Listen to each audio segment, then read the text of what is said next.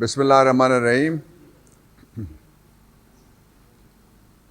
बहुत शुक्रिया आपकी तशरीफ़ आवरी का। आज एक गैर सियासी इशू है जिसका ताल्लुक बिलाशुबा पाकिस्तान की सलामती के साथ है और जो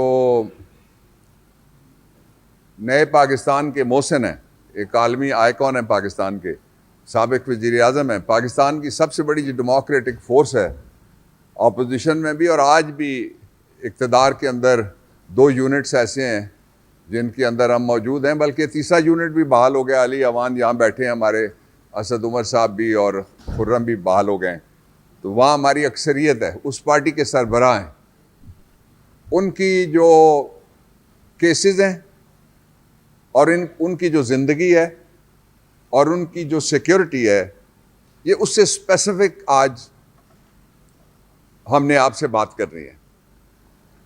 इसलिए इसमें कोई सियासत नहीं है। सबसे पहली बात यह है कि आज से कुछ महीने पहले जब अभी लॉन्ग मार्च शुरू नहीं हुआ था, हमें इत्तलात मिली थी और उन इत्तलात की बुनियाद के ऊपर मैंने एक प्रेशर किया और उसमें कहा कि इमरान खान पे कातिलाना हमला होगा।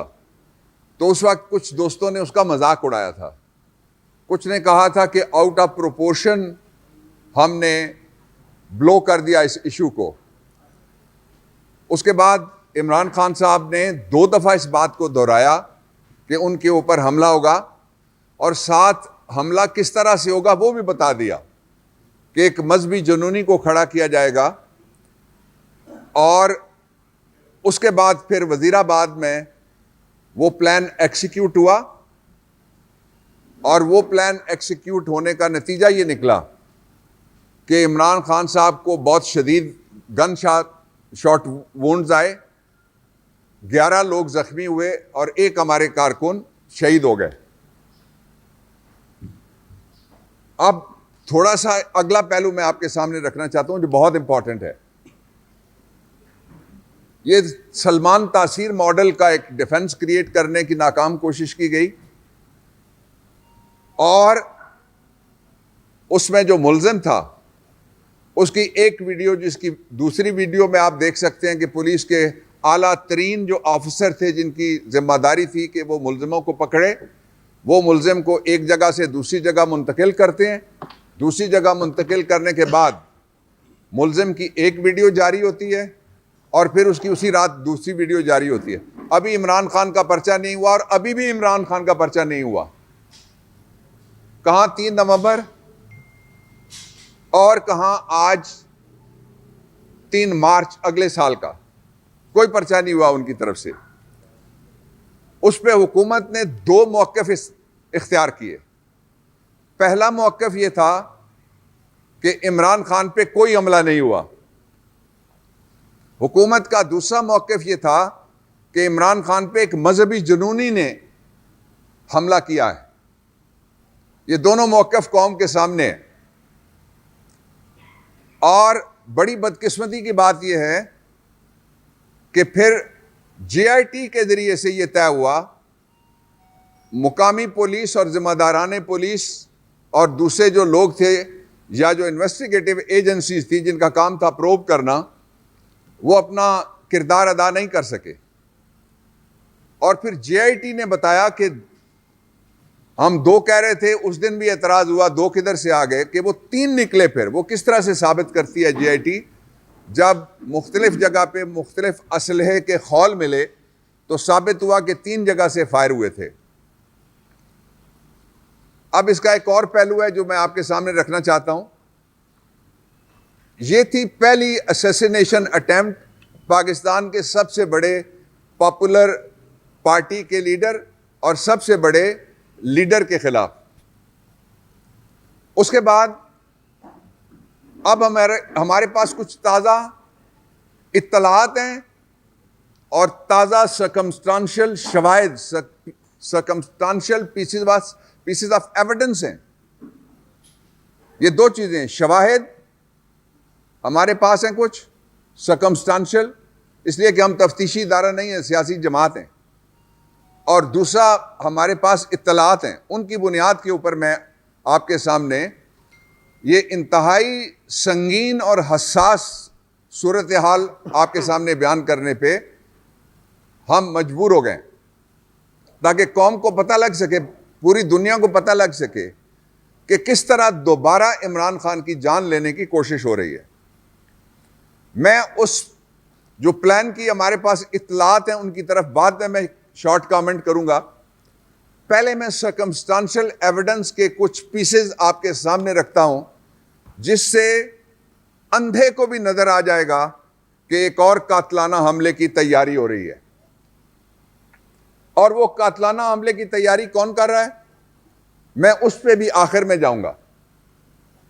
पहला पीस ऑफ एविडेंस यह है कि इमरान खान पे इसरार किया जा रहा है कि वो इस्लामाबाद में जितने पर्चे उनके खिलाफ, अब पीटीआई के खिलाफ सेंचुरी से ज्यादा पर्चे हो चुके हैं इस्लामाबाद में सिर्फ, और हमारे कहीं से 180, कहीं से 125, कहीं से 29, कहीं से 37 कारकुन गिरफ्तार किए जा रहे हैं।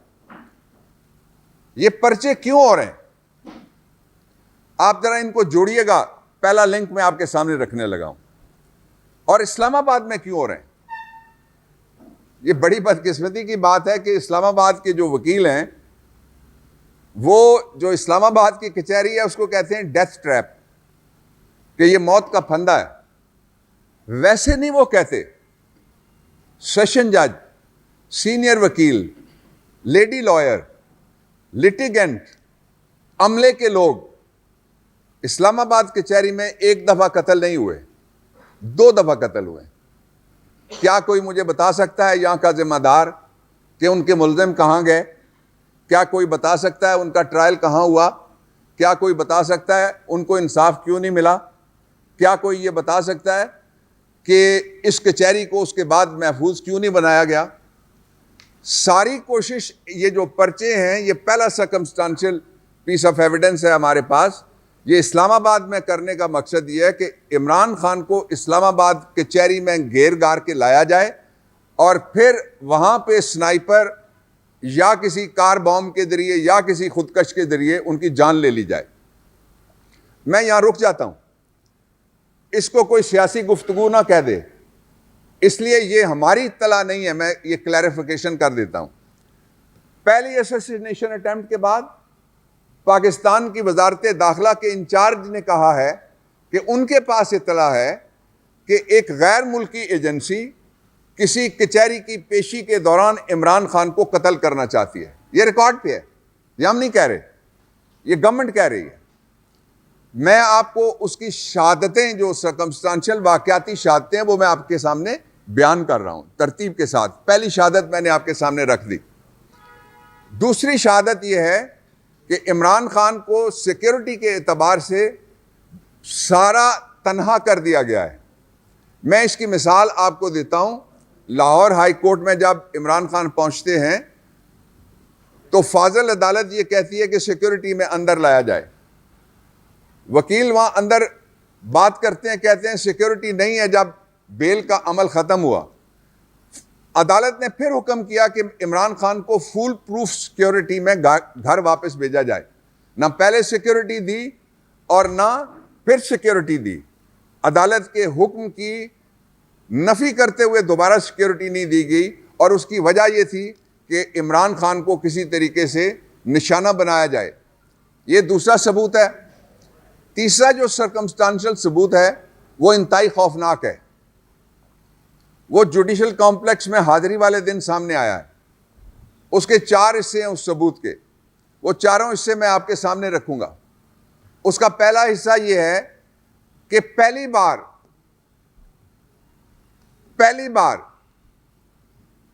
इमरान खान की आमद के मौके पे जो सिक्योरिटी के कैमरास थे जुडिशल कॉम्प्लेक्स में, वहां से पता कर लें आप,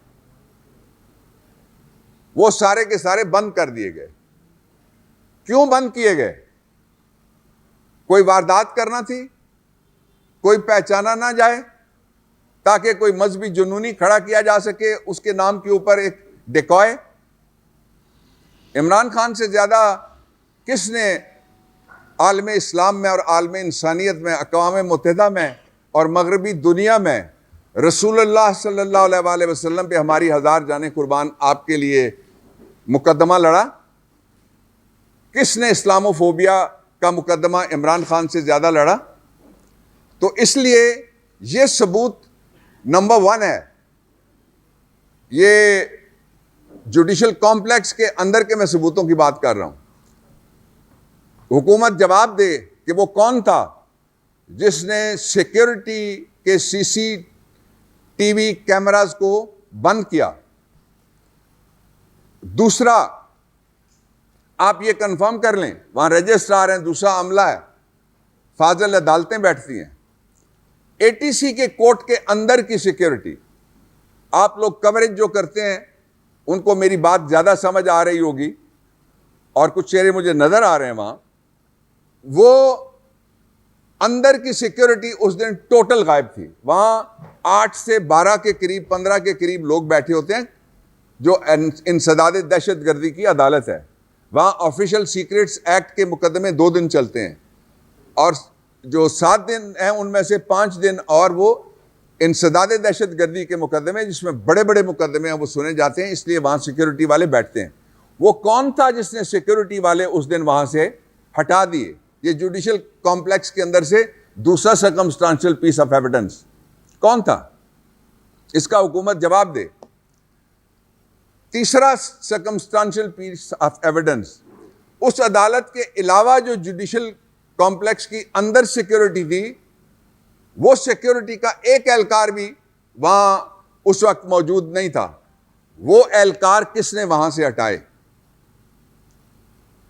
वो कौन था? हुकूमत जवाब दे जिसने वो एहलकार हटाए हैं।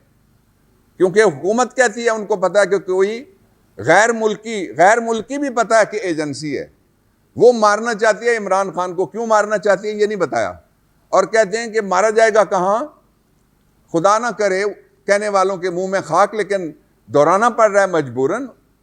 वो कहते हैं मारा जाएगा तारीख पेशी के ऊपर। अब जो उसके अंदर का चौथा सबूत है वो मैं आपके सामने रखना चाहता हूं। क्या क्या इलेक्ट्रॉनिक्स वहां पे बंद थे सुबह से जब अदालतें आके बैठी हैं, ये भी आप जाके पता कर लें। जब कोई आएगा तो जैमर लगेंगे, ये तो समझ में आने वाली बात है। अदरवाइज वहां उस कोर्ट और प्रेमिसेस में जैमर्स नहीं होते। बाहर से जो गाड़ी आती है उसके साथ जैमर्स की गाड़ियां दौड़ती हैं या उसके ऊपर इंस्ट्रूमेंट लगा होता है।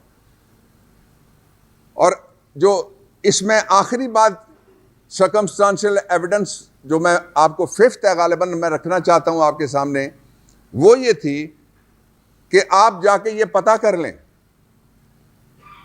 कि लोग बाहर से जोर लगा रहे थे, लेकिन उससे पहले ही जो अंदर से कुंडा किसने खोला,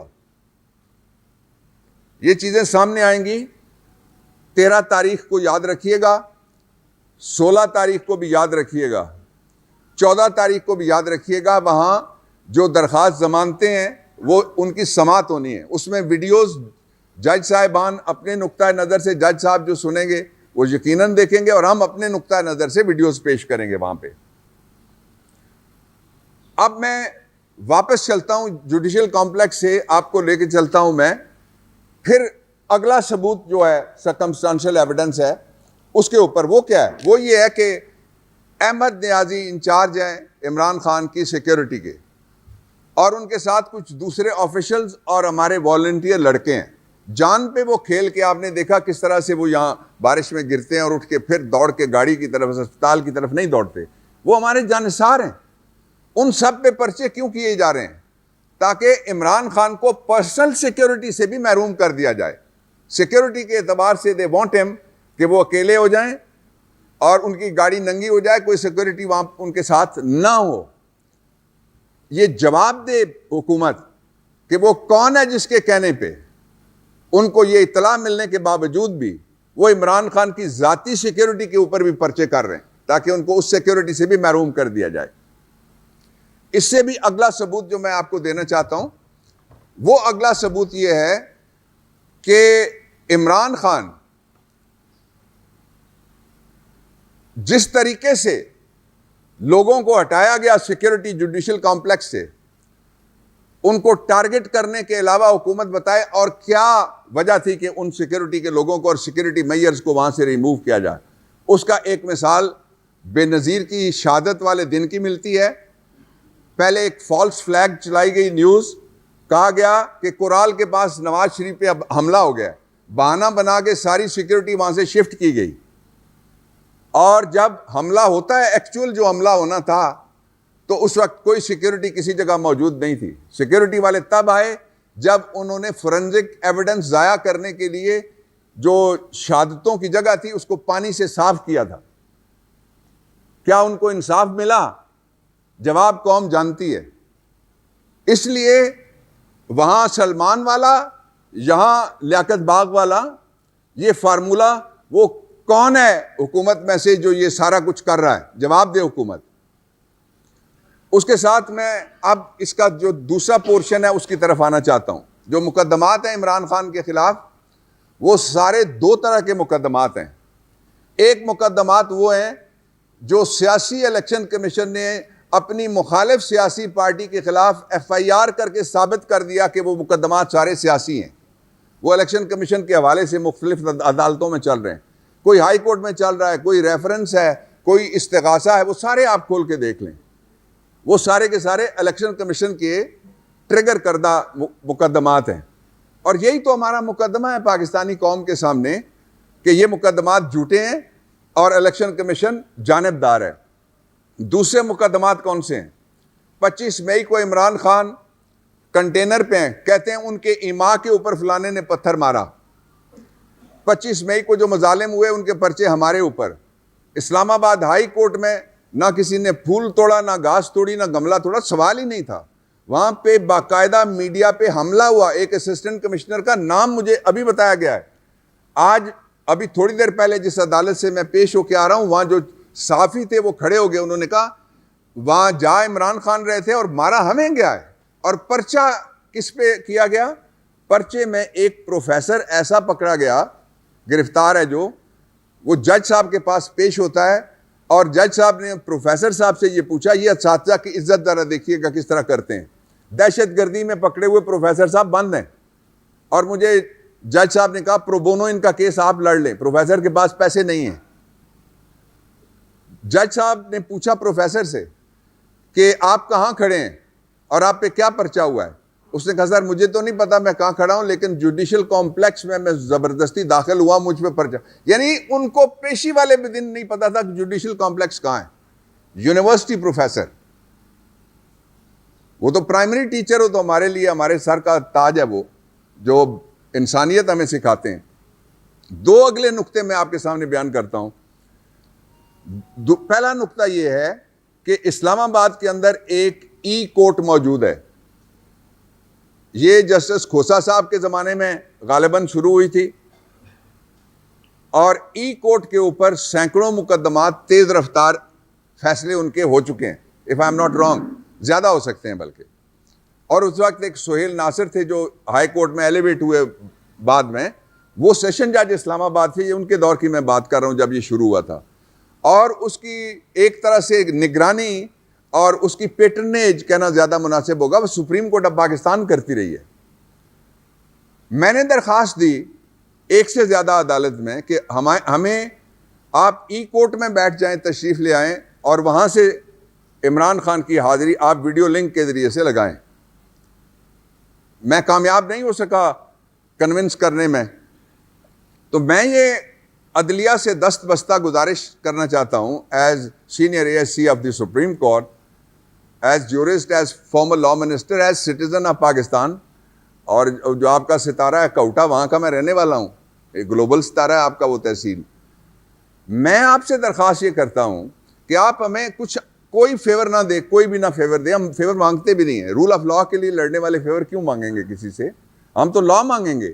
लॉ में कहते हैं प्रिंसिपल पैरिटी जिसको कहते हैं, आर्टिकल 4 है, आर्टिकल 25 है, वो कहता है सबसे यकसां सलूक करो। इमरान खान के हमले में कत्ल करने वाला, इकदाम कत्ल करने वाला, 11 जख्मी करने वाला, गन शॉट वुंड्स मारने वाला, कैमरे पे पकड़े जाने वाला, उसको अगर वीडियो लिंक के जरिए पेशी की इजाजत हो सकती है तो इमरान खान को भी इजाजत मिलनी चाहिए। पहली गुजारिश। दूसरी गुजारिश यह है कि ये बाकायदा रिमार्क्स आए थे और शायद उस तनाजुर में जब नवाज शरीफ की हजार दास्तान चल रही थी, उनके ऊपर जाते और नीचे आते हुए प्लेटलेट्स की, तो एक से ज्यादा जगह से ये रिमार्क्स आए थे जो शायद दुरुस्त थे उस वक्त, जो तासुर दिया गया था कि वो मर जाएंगे, कि हुकूमत लिख के दे कि अगर नवाज शरीफ को कुछ हुआ तो कौन जिम्मेदार होगा? हुकूमत जिम्मेदार होगी।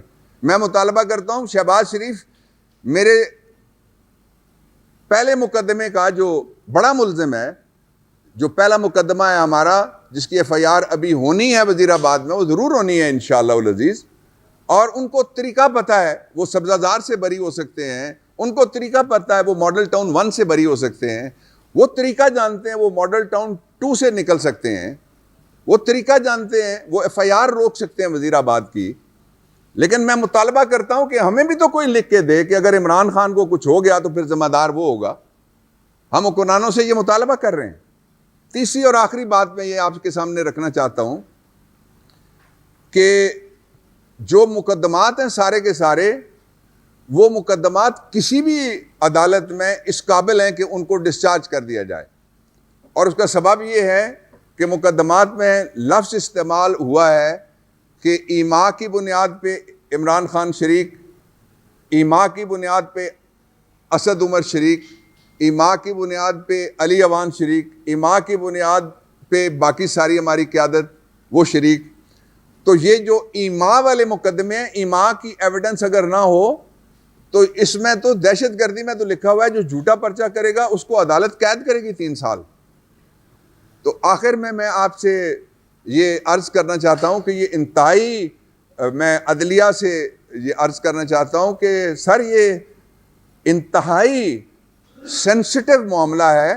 अगर कुछ हो गया, या तो मेरा बड़ा मुल्ज़िम मुझे लिख के दे दे शहबाज शरीफ कि वो ज़िम्मेदार होंगे, हुकूमत ज़िम्मेदार होगी।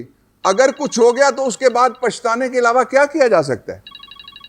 और पाकिस्तान को जिसको पहले इन्होंने खाई में धकेल दिया है मुआशी तौर पे, उसमें इतना बड़ा क्यास होगा उसके बाद तसव्वुर भी नहीं किया जा सकते। अल्लाह ताला इमरान को, उसकी दुआ करने वाले सारी दुनिया में मौजूद हैं और सबको अल्लाह ताला सेहत सलामती दे। तो मैं ये दरख्वास्त करना चाहता हूँ कि इमरान खान को ज़रूर रूल ऑफ लॉ के मुताबिक उसके साथ मुसावी सलूक किया जाए, लेकिन उसको वीडियो लिंक के ज़रिए से पेश होने की इजाज़त दे दी जाए। ये वाहिद आदमी है जो मेरे साथ 2018 में इलेक्शन कमीशन में जाके पेश हुआ, जो मेरे साथ 2020 में पेशावर हाई कोर्ट में जाके पेश हुआ, जो वजीराबाद के अलावा भी लाहौर हाई कोर्ट में जाके पेश हुआ।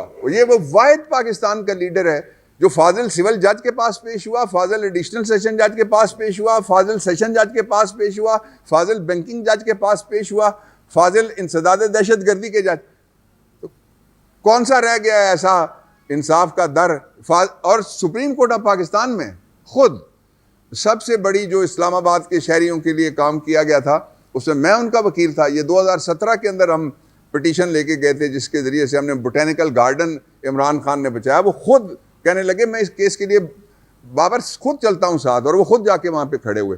जो रूल ऑफ लॉ का चलता फिरता एक ताबेदार मौजूद है, वो किसी गवर्नर पंजाब या गवर्नर KP की तरह ये नहीं कहता कि मुझे नहीं पकड़ा जा सकता अगर मैंने आइन तोड़ दिया और मैंने कहा 90 दिन में इलेक्शन नहीं होंगे। तो ये वो हालात थे जिन पे हमने आपको एतमाद में लिया। If there is any question I am here.